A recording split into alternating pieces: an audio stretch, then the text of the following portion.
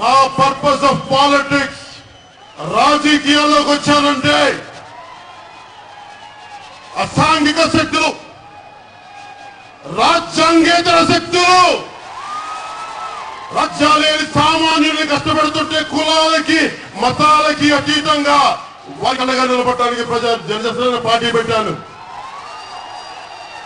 2009 అప్పటి పార్టీ వ్యవస్థలాగా నాకేం గొప్ప మంది రాలేదు, పెద్ద వ్యక్తులు రాలేదు, డబ్బున్న వాళ్ళు రాలేదు.